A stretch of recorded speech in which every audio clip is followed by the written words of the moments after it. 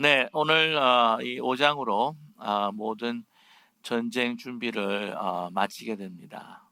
그래서 이제 4장에서 요단강을 이제 도하하게 되지요. 이 도하에서 이제 길갈에서 이제 머물면서 이제를 진을 치게 된 것입니다. 이제 5장이 지나면 6장에서부터 이제 여리고를 본격적으로 이제 진격하게 되게 되는데, 오늘 이 요단 강을 이제 도하한 그 모든 장면들을 이제 한 200m 그 고지에 있는 그 성에서부터 이제 보게 된 것이겠죠. 모든 상황을 다 살펴보았습니다. 이게 강물이 줄어서 건너는 것이 아니라, 오늘 말씀 보게 되면 강물이 이제 말라가지고는 건넜다. 이건 엄청난 기적과 같은 이야기죠. 그 사건을 보면서 이 여리고성 안에 있는 사람들, 또 이 통치자들은 아마 난리가 났을 것입니다. 이러한 소식들이 아주 급하게 이 동맹을 맺었던 이 가나안 왕들에게 분명히 전해졌을 것이라고 그렇게 생각합니다. 그러니까 1절에 보게 되면, 오늘 말씀 보면 요단 서쪽에 아모리 사람의 모든 왕들과 또한 해변 가나안 사람들의 모든 왕이다 라고 그렇게 이야기하고 있습니다. 그들이 다 이 소식을 접하게 되었다고 하는 것이죠. 이 요단 서쪽, 그래서 아모리 사람들이라고 하면 이제 주로 고산 지역에 사는 그 족속들을 이제 아모리 족속이라 그렇게 이야기하고, 그다음에 이제 가나안 쪽에 그 요단강이 다 서편입니다. 서편에 이제 평지나 해변가에 있는 그 족속들을 이제 가나안 사람들이요, 또한 가나안 족속의 왕이다라고 이렇게 통칭해서 일컬을 적이 많습니다. 그러니까 오늘 이제 아모리 사람들의 모든 왕, 그리고 해변의 가나안 사람의 모든 왕이라고 한다면, 이 요단 서쪽에 있는 모든 이 부족들과 또한 족속들과 왕들이 다 그 이야기를 듣게 되었다고 하는 것이죠. 얼마나 놀랐겠습니까? 소식을 들었는데, 다시 말씀을 드리지만 요단강 물이 줄어서 걷는 게 아니고, 뭐 어떻게 하다 보면은 자연현상으로 이제 줄지 않았겠는가라고 생각할 수 있는데, 뭐 땅이 말라버렸다는 거죠. 오늘 보면 이스라엘 자손들 앞에서 말리시고 요단물을 말리셨다고 말씀하면서 그것을 건너게 하셨다. 그 소식을 들으면서 정말 그 여호와 하나님, 이스라엘의 그 하나님이 정말 역사하셨구나라고 그렇게 그들이 믿었을 때 마음이 녹아버리고, 또한 자손들 때문에, 이스라엘 자손들 때문에 정신을 잃어버릴 수밖에 없었다라고 이렇게 보고하고 있습니다. 그러니까 이 전쟁에 있어서 이 정도 마음이 녹았고 정신을 잃었다고 하면, 이 사기는 뭐 땅에 떨어질 대로 다 땅에 떨어진 것이죠. 아주 최하입니다. 그리고 지금 여러분, 이스라엘 그 백성들과 그 이스라엘 앞서 있는 그 군사들, 지금 그 요단강 물이 마르고 지금 건넜는데, 이 사기가 어떻겠습니까? 사기 충천해 있는 것이죠. 최고에 있는 겁니다.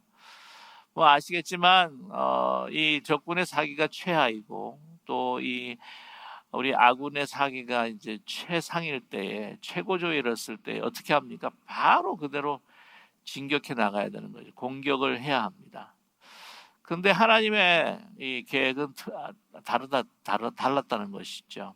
인간이 이 생각하기에 이 평범한 생각 판단으로, 일상적인 판단으로 봤을 때는 잘 이렇게 이해가 되지 않는 하나님의 그 명령을 오늘 2절에서 들을 수가 있습니다. 그때에 뭡니까? 다 이 적군들은 정신을 잃어버리고 완전 사기가 저하해 버리고 가운데, 지금 사기가 충천해 있는 그 이스라엘 그 사람들, 그때에 여호와께서 요수아에게 이르십니다. 부싯돌로 칼을 만들어서 이스라엘 자손들에게 다시 할례를 행하라라고 이렇게 이야기합니다. 아니, 지금 바로 진격해 가도 지금 모자랄 판에 지금 부싯돌로 지금 할례를 행하라라고 그렇게 이야기를 하고 있습니다. 여러분, 여기서 할례를 행한다라고 하는 것이 이 부싯돌이라고 하는 것은 이제 수르라고 해서 이 원어의 뜻은 뭐냐면은 이제 단단한 돌, 또 반석이라고 하는 말이 있어서, 이게 하나님의 그 변하지 않는 영원한 언약이라고 하는 의미가 담겨 있는 것이죠. 그것으로서 할례를 행하라. 여기서 행하라라고 했을 때에 슈브라고 하는 헬라 말을 히브리 말을 쓰는데, 이 슈브 같은 경우에는 이제 다시 돌아오라라고 하는 의미가 있습니다. 그러니까 다시 행하라, 다시 돌아오라라고 하는 그런 의미가 있는데, 아무튼 이 영적인 그 의미에 대해서 조금 나중에 또 설명을 드리겠는데요. 그 전에 생각을 해보면 군사 작전 계획으로 봤을 때는 이것만큼 어리석은 것이 없다는 거죠. 아니, 아시겠지만 할례를 행하면은요, 한 4달간 남자들은 이 아파가지고 움직일 수가 없습니다. 그래서 적진이 이제 저기 쳐들어오게 되면은 이 전력이 떨어지고 많은 이 아군의 피해가, 사상자가 생길 수밖에 없는 상황이라고 하는 거죠. 아니, 이게 요단강을 건너기 전에 했다고 한다면은 그래도 조금은 이해가 가는데, 바로 코앞입니다. 길갈이라고 하는 것은 한 1.3마일, 1.5마일 정도밖에 되지 않아요. 여리고까지. 다 보고 있는 거예요. 근데 그때 다 보고 있는 상황에 이것도 요단을 다 건너고 난 다음에 할례를 행하라. 이게 도무지 사실은 우리 이해가 되지 않는 부분이라고 하는 것이죠. 그러나 그것을 명령하십니다. 이 할례를 행해 가지고는 아주 그냥 거의 그 남자들이 다 저기 진멸되어 버린 그런 케이스가 창세기에 있지 않습니까? 창세기 34장을 보게 되면은 야곱의 딸 가운데서 디나라고 하는 딸이 있습니다. 이 레아의 후손이, 레아의 배에서 나왔고 또한 야곱의 딸이었는데 아주 아름다웠던 것 같아요. 이제 가나안 땅에 머무는데 거기에 그 히위 족속 가운데 하몰이라고 하는 그 족장이 있었습니다. 그 아들 세겜이라고 하는 아들이 있었죠. 이 디나의 눈이 그냥 사랑에 빠져버리고 맙니다. 근데 이제 욕을 보이게 됩니다. 그래가지고 이거 어떻게 해야 될까 해가지고는 이 야곱의 이제 결혼을 하고 싶어가지고는 결혼하고 싶다고 하니까 이 야곱의 이 아들들이 뭐라고 이야기하냐면, 우리가 어떻게 할례 받지 않는 사람들에게 우리 누이를 그리고 우리 딸을 줄 수가 있겠느냐. 그래가지고는 할례를 너희들에게 행하라. 그러면 할례 받고 난 다음에 결혼해도 된다라고 그렇게 이야기를 하죠. 그래가지고는 세겜이 하몰 아버지 또 설득해가지고는 그 남자들이 다 할례를 받습니다. 그래가지고는 그 할례 받으니까 얼마나 아프겠어요. 그냥 아픈 가운데 누워가지고는 끙끙 앓고 있는데, 그때 그냥 12아들이 막 그 군사를 몰고 와가지고는 쳐들어 들어와가지고 거기에 하몰의 그 권속에 있는 모든 남자들을 다 죽여버리고 말이죠. 그런 사건이 있었던 것을 여러분께서 기억하실 겁니다. 아마 그 사건들도 이 이스라엘 백성들이 기억하고 있었을 거예요. 이 할례를 우리에게 행하고 난 다음에 적군이 쳐들어오면 우리 다 죽은 목숨인데, 할례를 행하라. 그러나 그들은 어떻게 해요? 정말 우리 인간의 지각을 뛰어나신 하나님의 그 지혜, 그 하나님의 그 명령을 그대로 순종하는 이스라엘 백성들을 우리가 보게 됩니다. 이게 1세대였다. 그 광야에서 있는 1세대였다라고 하면 어떻게 하겠어요? 뭐 원망하고 뭐 환탄하고 우리를 죽이려고 하는 거냐고 막 이렇게 대들었을 거예요. 그러나 오늘 2세는 그 광야에서 탄생했고 또한 이 요단강을 건넜던 이 2세들은 달랐다는 것이죠. 그대로 시키는 대로, 여호수아에 또 명하는 그대로, 하나님께서 명하는 그대로 행하게 됩니다. 그래서 오늘 3절 말씀 보게 되면 여호수아의 부싯돌 칼을 만들어서 할례산에서, 이제 그곳이 이제 할례산이라고 이렇게 명하고 있는데, 이 기브아라고 하는, 기브아, 이 원어를 보게 되면 기브아 아를라라고 하는 곳입니다. 기브아 아를라. 그 기브아라고 하는 것은 이제 동산이다, 언덕이다라고 하는 말이 있고, 아를라라고 하는 것은 이제 그 표피다라고 하는 의미가 있습니다. 자, 그래서 그곳을 이제 할례산이라고 말을 지정했던 것 같아요. 그 할례산에서 이스라엘 자손들에게 이제 할례를 행하게 됩니다. 근데 이게 할례를 행하면서 이렇게 다 장막에 그 처소에 이제 누워 있으면서 이제 끙끙 앓고 있었는데, 그것을 포착하지 못하고 이 여리고에 있는 그 적군들이 이게 성문을 나와서 공격할 수도 있음에도 불구하고 하나님께서 분명히 그것을 막아주셨다. 그리고 또 하나님께서 미리 하셨든지 이 요단강 도하를 통해서 완전히 그냥 꼼짝달싹하지 못하도록 그냥 사기를 그냥 완전히 저하시켜 버렸던 하나님의 역사다라고 하는 것을 우리는 깨달을 수가 있습니다.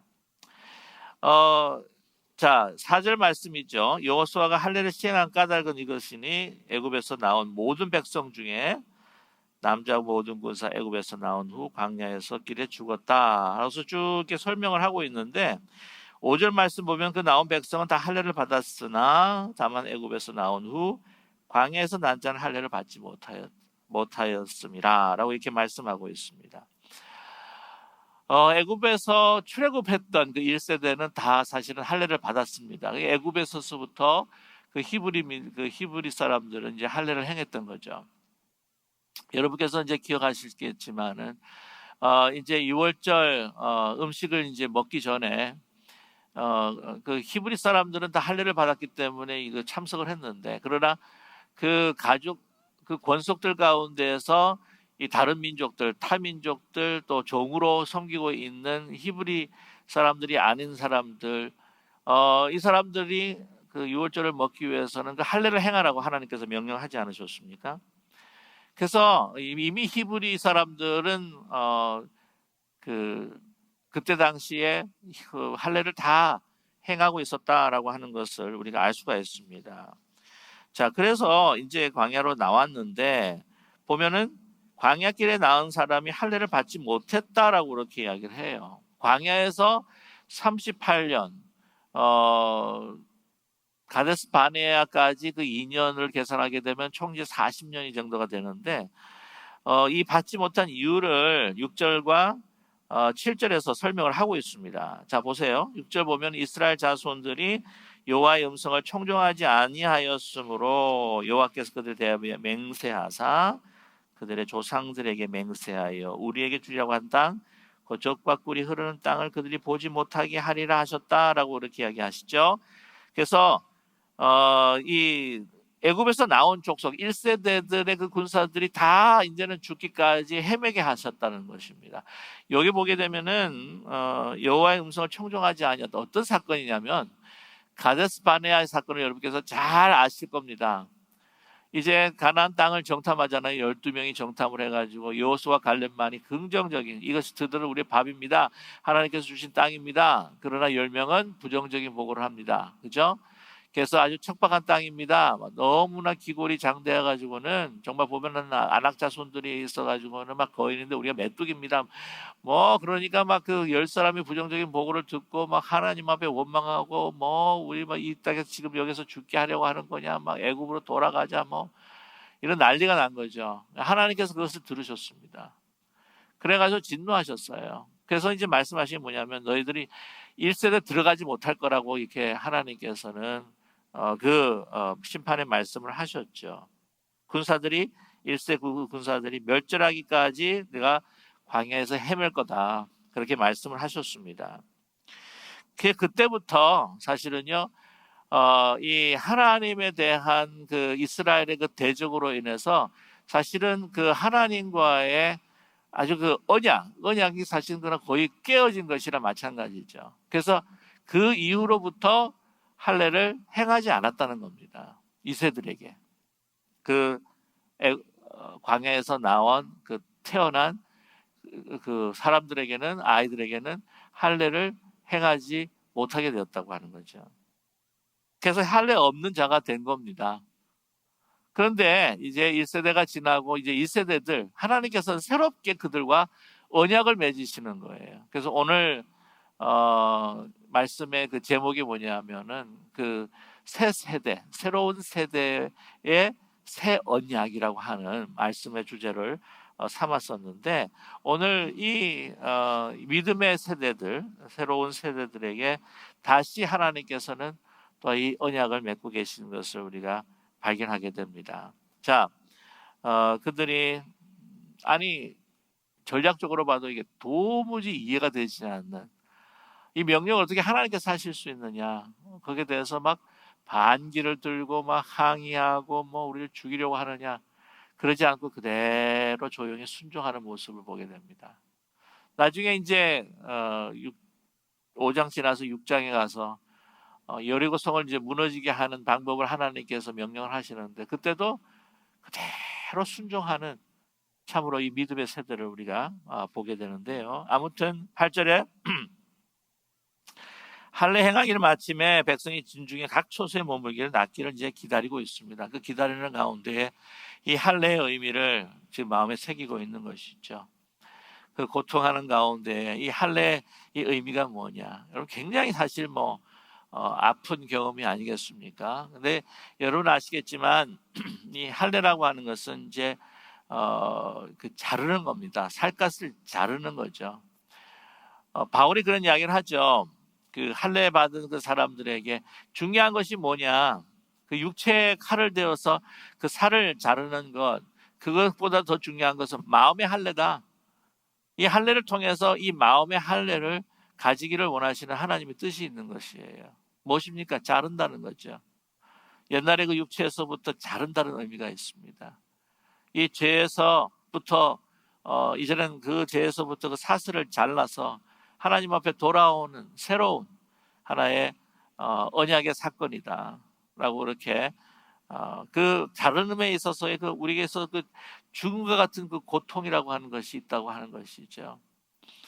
오늘 이 그 할례라고 하는 것은 우리 그 기독교의 그 성례 가운데에서 이제 세례와 같은 의미를 가지고 있습니다. 그래서 그 우리 이 세상과는 이제는 세례를 받았을 때 우리 세상과는 단절이 되고 이 죄에서부터 완전히 끊어져서 우리는 해방되고 하는 이러한 의미가 있는 거죠. 옛사람에서부터 내가 끊어지고 새 사람이 되는 그런 의미, 예수 그리스도의 보혈의 피로 새 사람이 되는 그런 의미가 바로 세례요. 또한 구약적으로 보게 되면 이 할례에 있다고 하는 것이죠.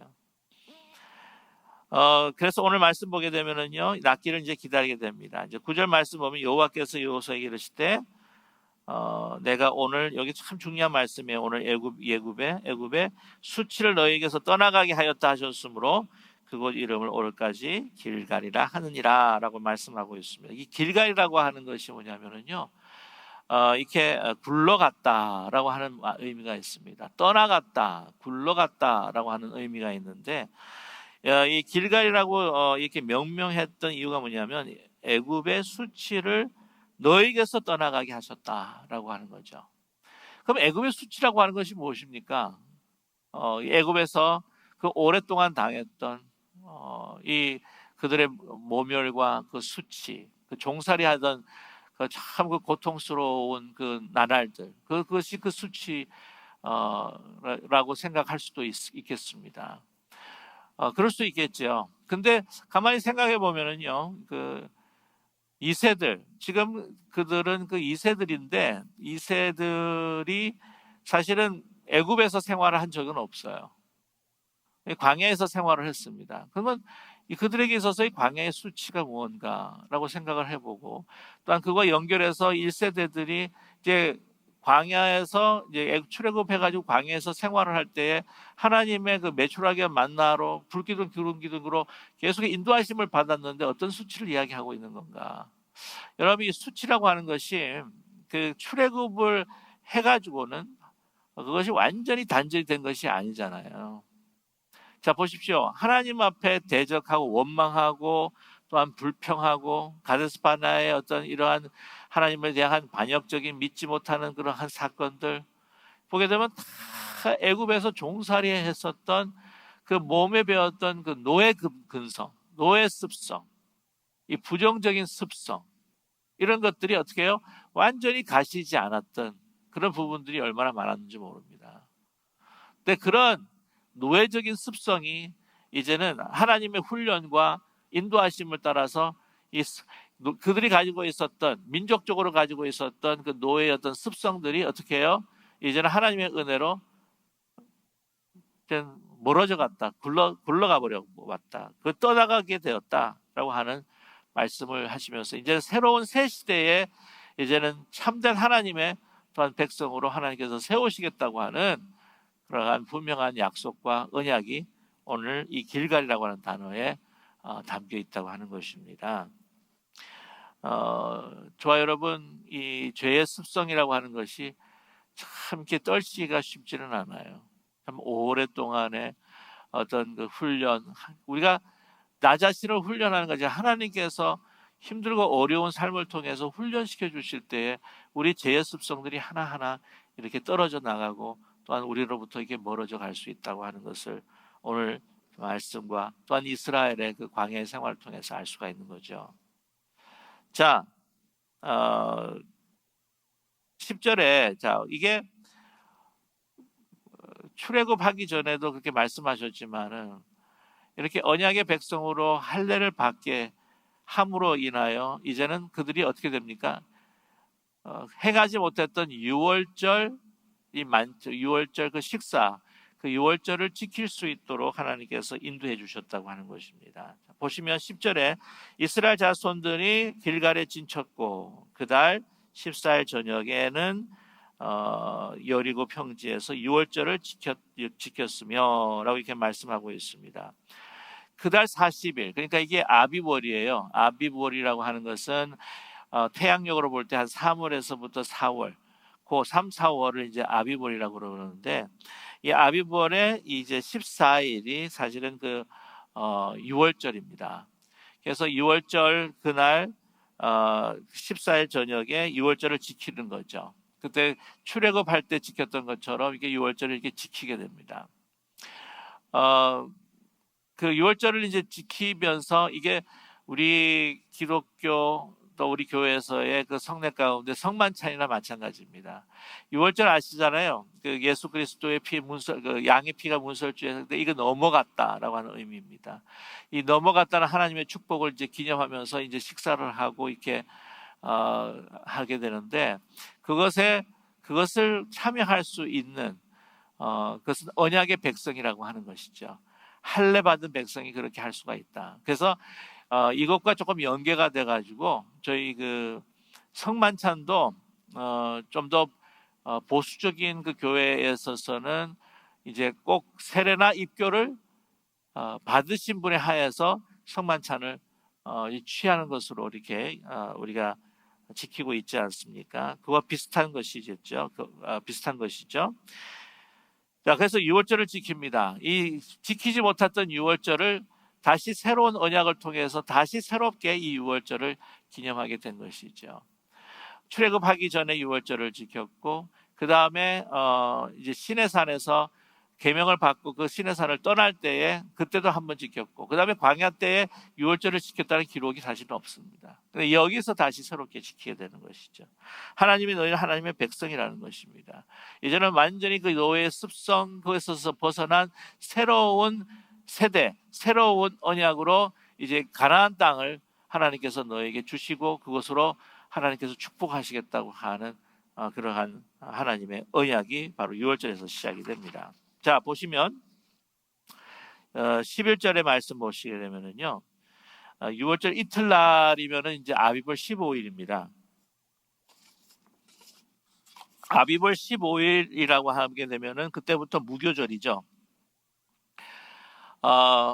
이스트 누룩이 들어가 있지 않는 이제 빵을 이제 먹기 시작하는 7일 동안 먹기 시작하게 됩니다. 자, 그런데 그 이튿날부터 그 땅의 소산물을 이제 먹되 그날의 무교병과 볶은 곡식을 이제 먹었더라라고 이렇게 말씀하고 있습니다. 이제 그때부터 이제 소산물, 그 땅의 소산물을 이제 먹기 시작을 하게 됩니다. 그 다음에 보시게 되면은요, 참 이제 12절의 말씀 보면 그 땅의 소산물을 먹은 다음 날에, 그러니까 16일입니다.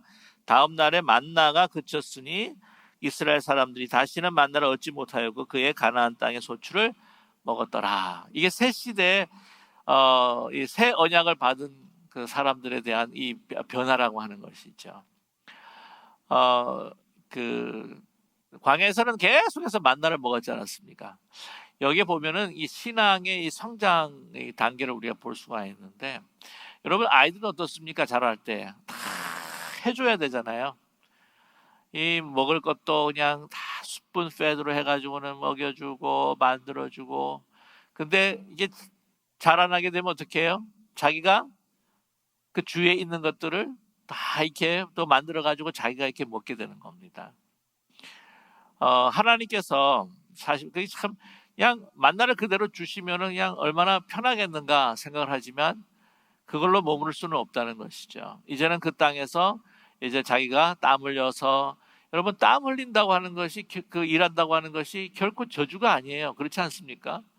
땀 흘려서 일해서 이게 먹는 하나님의 그 축복을 먹는 그런 기쁨이 얼마나 큽니까?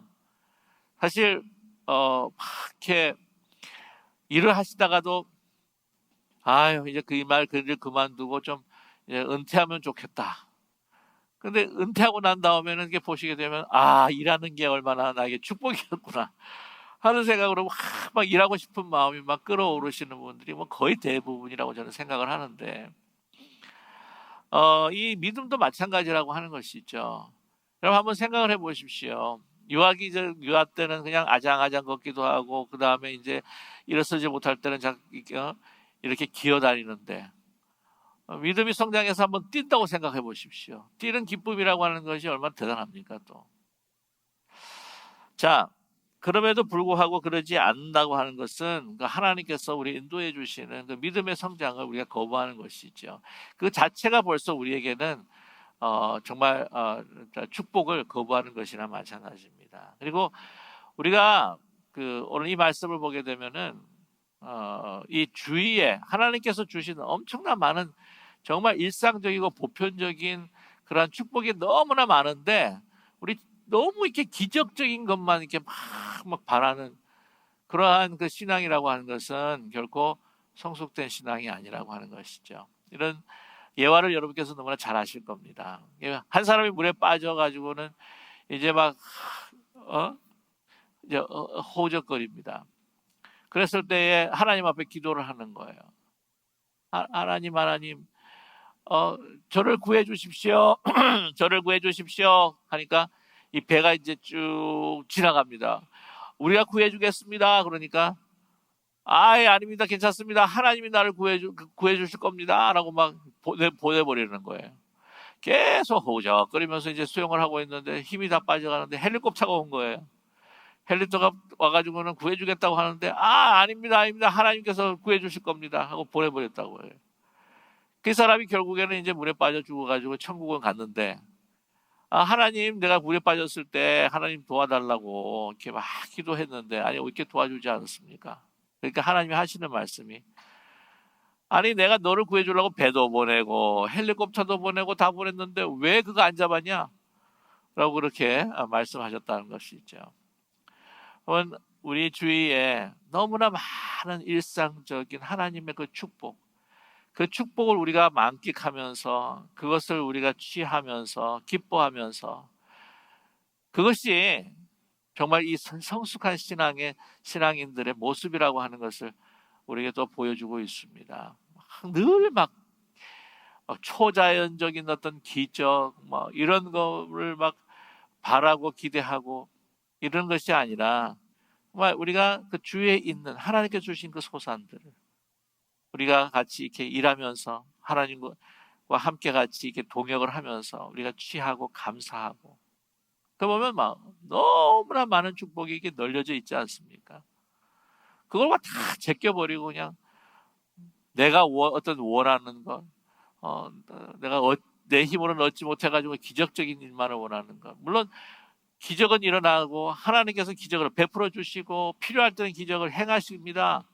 근데 그것만을 막 바라면서 우리 신앙생활도 그러는 거예요. 막 항상 막 이런 막 영적인 것에 막 취해가지고는 그것만 소위 말하면 그 종교적인 엑스터시를 요구하는 어떤 그러한 신앙 삶이라고 하는 것은 어린아이와 같은 것이죠.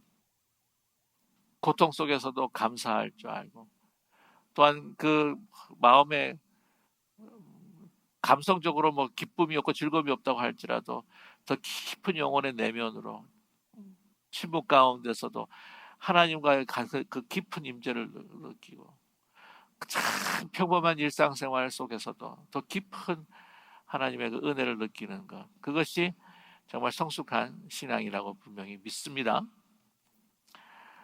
자, 그래서 그칩니다. 근데 이제 13절과 14절, 15절에 이제 여리고가 이제 가까이 이제 이르면서 이제 가까웠을 때, 막 여호수아도요, 이제 이런 모든 놀라운 하나님의 은혜를 했는데, 그래도 저 높은 마냥 초롱성과 같은 이 여리고 성을 보면서 조금 이렇게 마음에 좀 꺼리낌이 아마 있었지 않았을까 생각을 합니다. 여호수아는요, 그때만 해도 이렇게 소위 말하면 공성전이라고 그러죠. 이 성에 있는 적군들하고 싸워본 경험이 별로 없습니다. 아예 없다고 이야기할 수가 있겠죠. 광야에서 평지에서 늘 싸움을 했던 사람인데, 이 새로운 싸움이에요. 항상 새롭다고 하는 것은 우리에게 흥분도 주지만 두려움도 줄 때가 있습니다. 딱 바라보면 너무 이렇게 높으니까, 너무 커 보이니까. 그 마음을 혹시 아셨는지, 이제 다 모든 백성들을 준비시키고 마지막 끝에 하나님께서 누구를 마음을 준비시켜 주십니까? 여호수아, 그 리더, 제일 중요한 리더를 마음에 준비를 시켜 주시는 거예요. 어떻게 준비시켜 주십니까? 오늘 말씀 보게 되면은요, 여호와의 군대 대장을 하나님께서 보내십니다. 자, 눈을 들어본즉 한 사람이 칼을 빼어 손에 들고 마주 서 있는지라. 여호수아가 나가서 그에게 묻되 너는 우리를 위하느냐 우리의 적들을 위하느냐, 아군이냐 적군이냐 라고 이렇게 물은 거예요. 그랬을 때 뭐라고 말씀하십니까? 아군이다 라고 이렇게, 야 너희 편이야 라고 이야기하지 않으세요. 보면 그가 이르되, 14절이죠. 그가 이르되 나는 여호와의 군대 대장으로 지금 왔느니라, 그렇게 이야기하고 있습니다. 군대 대장이라고 하는 거예요. 지금 이르되 아니다, 난 적군도 아니고 아군도 아니다, 그 정체성을 분명히 밝히고 있습니다. 나는 여호와의 곁에 서 있는 여호와의 군대 대장이라고 하는 분명한 정체성을 우리에게 이야기하고 있습니다.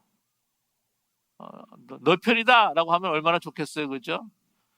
근데 문제는 중요한 것은 뭐냐면요, 우리가 하나님 편에 있는 것이 중요한 것이지, 항상 우리가 보면은요, 뭔가 일을 진행해 나갈 때에, 또 사람들과의 관계를 맺을 때에, 또 그룹에서 우리가 행동할 때, 어떤 때는 이 사람이 나를 위한 사람인가? 아니면 나에게 대적하는 사람인가? 라고 이렇게 가를 때가 있다고 하는 거죠. 그거 아니야. 우리의 판단의 중심은 무엇입니까? 그 사람이 하나님의 영광을 위해서 행하는 사람이냐 아니냐, 내가 하나님의 일을 위해서 행하는 사람이냐 아니냐가 얼마나 중요한지 모른다고 하는 것이죠. 이것을 우리에게 분명히 이 군대 대장이 가르쳐주고 있습니다. 그랬을 때 여호수아가 어떻게 합니까? 얼굴에 땅에 대고 엎드려 절을 합니다. 그 얘기를 내 주여 종에게 무슨 말씀을 하려 하시나이까? 라고 이렇게 말하고 있어요. 어떤 이들은 천사라고 이야기하는데, 천사는요, 만약에 이렇게 행동을 했을 때에 나는 당신의 경배를 받아야 할 대상이 아닙니다 라고 했을 거예요. 천사는 여러분 하나님의 서번트일 뿐만 아니라 우리를 돕고자 오는 서번트예요. 우리 경배의 대상이 아닙니다. 참된 천사였다면 노 아닙니다 라고 이야기할 겁니다. 어떤 분들은 이렇게 이야기해요. 여호와의 군대 대장이다. 그랬을 때에 보통 전쟁에 나갈 때에 왕이 직접 나가는 전쟁이 있습니다. 그때는 가장 그때 있어서의 대장은 누구세요? 그 왕이라고 하는 거예요. 직접 나가겠다고 하는 것은 내가 대장이 되어서 손수 나가겠다고 하는 것이에요. 어떤 이들은 이 여호와의 군대 대장이 하나님께서 직접 하나의 형체를 입으시고 오셔가지고는 나서시나 여호와 하나님 자신일 것이다 라고 이렇게 말씀하시는 분이 있어요. 또 이거를 신약과 연결을 해봤을 때에 예수님께서 우리에게 육신을, 아기의 몸을 입고 오신 것처럼 육신의 몸을 입고 오셨는데, 이거는 하나님의 하나의 레프리젠테이션이다. 예수 그리스도라고 우리가 뭐 말할 수도 있겠고 안 할 수도 있겠고, 이거는 정말 하나의 어떤 신비와 미스터리에 있는 것이겠지만, 뭐 누구는 뭐 미가엘 뭐 군대 그 저기 천사다. 근데 그는 우리의 경배의 대상이 아니라는 거죠. 분명히 하나님과 같은 존재라는 겁니다. 이분이 하나님 자신일 수도 있다. 분명히 하나님의 레프레젠테이션이다. 그래서 보내셔가지고 여호수아가 얼굴을 따게 됩니다. 이게 경배의 표시예요. 엎드려 절합니다. 항복의 표시예요. 모든 것을, 내 것을 내려놓고 내 마음을 내려놓고 당신의 뜻대로, 당신이 말씀하시는 대로 내가 행하겠다고 하는 이 경배의 자세입니다. 자, 15절이죠. 여호와의 군대 대장이 여호수아에게 이르되 내 발에서 신을 벗으라. 내 손 것은 거룩하니라. 여러분 기억나십니까? 이 장면이 어디서, 이 사건이 어디서 일어나고 있는지. 출애굽기 3장에 보게 되면은 그 불타는 가시덤불, 꺼지지 않는 가시덤불에서 나타나신 여호와 하나님께서 모세에게 거룩한 땅이다, 신발을 벗어라 말씀하고 있지 않습니까? 그러니까 지금 하나님께서 여호수아에게 내가 모세에 행했던 그 모든 일들을 너에게도 행할 것이다. 그러니까 두려워하지 말라는 거죠. 모세가 옆에 있었으면 뭐 아무 두려움이 없는 여호수아입니다. 근데 그 모든 일들을 행하신 하나님께서 너와 함께 하시고 그와 같은 일들을 행할 것이라고 하는 것을 이미 말씀해 주신 거고, 오늘 이 말씀 가운데 너의 모든 염려, 이런 모든 것들, 근심들을 다 이제는 내려놓고 해요. 이제 나만 따르면 된다는 것입니다. 나만 따르면 된다. 여러분, 전쟁은 우리에게 속한 것이 아니에요. 전쟁은 완전히 하나님 앞에 속해 있다고 하는 것을 우리에게 분명히 나타내 주시는 그런 귀한 부르심입니다. 저와 여러분, 우리가 살아가는 것이 전쟁이다.